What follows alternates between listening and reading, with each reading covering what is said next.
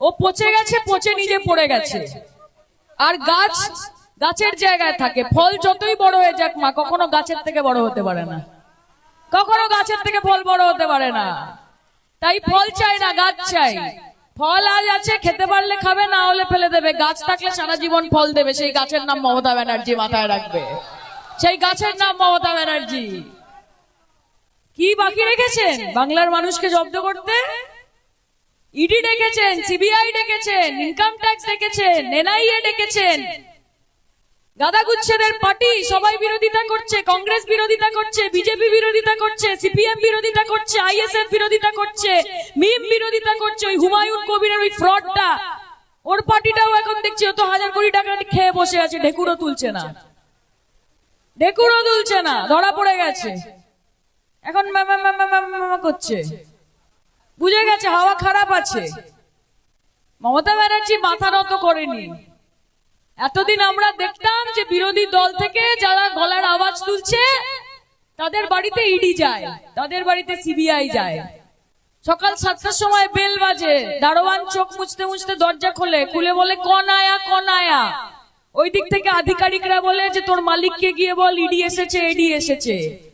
আর পশ্চিমবঙ্গে আমরা কি দেখলাম? আরে বাঘের মুখে হাত দিয়েছো ভাই। আইপ্যাকে বেল বাজলো, এই দিক থেকে ইডির অফিসাররা বলছে কে এসেছে, কে এসেছে।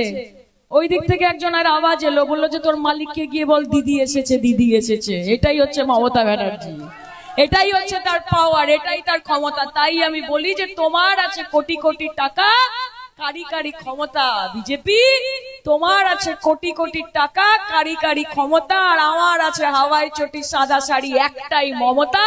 খেলা হবে, খেলা হবে, খেলা হবে। তোমরা আটকাবে, তোমরা আটকাবে মমতা ব্যানার্জিকে? সুপ্রিম কোর্টে গিয়ে কালো কোট পরে ওকালতি করে চলে এসছে, এসছে কিনা? কে নিজের জন্য লড়াই করেছে? না, বাংলার মানুষের জন্য লড়াই করেছে। 90 লক্ষ 92 লক্ষ মানুষের নাম বাদ দিয়েছে এসআইআর এ, জিততে পারছে না। যেন তেন প্রকারে নয়। এত বছর আমরা দেখতাম যে দেশের মানুষ ঠিক করে যে সরকার কার হবে, আর নরেন্দ্র মোদী ঠিক করছে যে এবার দেশের ভোটার কে হবে। ইলেকশন কমিশন অফ ইন্ডিয়া না, ইলেকশন কমিশন অফ ভারতীয় জনতা পার্টি। এর থেকে লজ্জার আর কি হতে পারে? যে দেশে গণতন্ত্র কোথায় বাকি রইল? আমার নেত্রী মাথা নত করেনি, আমার নেত্রী মাথা নত করেনি। নিজের নাম এসআইআর এ আসেনি, বাড়ির কারুর নাম হিয়ারিং এ আসেনি। বাংলার সাধারণ মানুষের জন্য লড়াই করেছে, সুপ্রিম কোর্টে গিয়ে লড়াই করেছে, গোটা দেশ দেখেছে এবং কুর্নিশ জানিয়েছে যে লিডার হতে হয়েছে, যে বাংলার বাগিনী বাঘের বাচ্চা। তাই বলি লিডারটাকে ঠিক চুজ করবেন। বাগিনীর পেছনে দাঁড়ালে বাঘের বাচ্চা হবেন, আর গাধার পেছনে দাঁড়ালে গাধার বাচ্চা হবেন, তাই কি না? কাজে নিজে ঠিক করতে হবে যে আমি কি হতে চাই। আমি তো ভাই বাঘের বাচ্চা হতে চাই, তাই আমার লিডার নাম মমতা ব্যানার্জি। জয় বাংলা। আর আমার মায়েরা আছে, আর বেশিক্ষণ আটকাবো না, অনেকক্ষণ ধরে বসে আছে আমার মায়েরা। আজকে তো সিরিয়াল টিরিয়ালও দেখা হলো না বিশেষ একটা, সরি সরি সরি। আরে পাল তো তুলে দেবই, কতক্ষণ লাগবে আর? দেখো, এটাই তো হচ্ছে, এটাই তো আমাদের বাংলা না।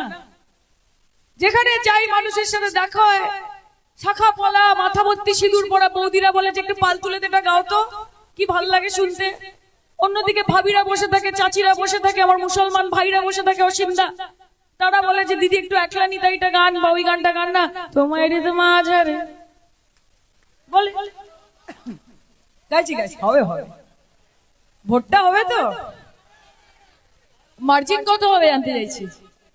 হ্যাঁ, এমএলএ কিন্তু বলে দিয়েছি অসীমদাকে, যেটা বলে দিয়েছি সেখান থেকে কিন্তু পিছু পা হওয়া যাবে না।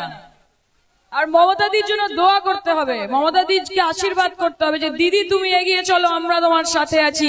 আপনাদের আশীর্বাদ থাকলে চতুর্থবারের মুখ্যমন্ত্রী তো হবেই। 2029-এ আমাদের দেশের মহিলা প্রধানমন্ত্রীর নাম মমতা বন্দ্যোপাধ্যায়, মঞ্চ থেকে বলে গেলাম। সেটা আপনারা করবেন, আপনাদের সময় সেটা হবে, আপনারা ভোট দিয়ে তৈরি করবেন। হ্যাঁ, 250 अब की बार 250 বার। আরে क्या बात है, ঠিক আছে 250 বার হলে সায়নিকও সেখানে এসে সবুজ আবির খেলে যাবে আপনাদের সাথে, কথা দিয়ে গেলাম আমি। আর দিদির জন্য আমরা কি গাই? দিদির জন্য তো একটাই কথা, দিদি তোমায় রে তোমা ছাড়ে রাখিব, ছেড়ে দেব না, ছেড়ে দিলে সোনার গৌর আর তো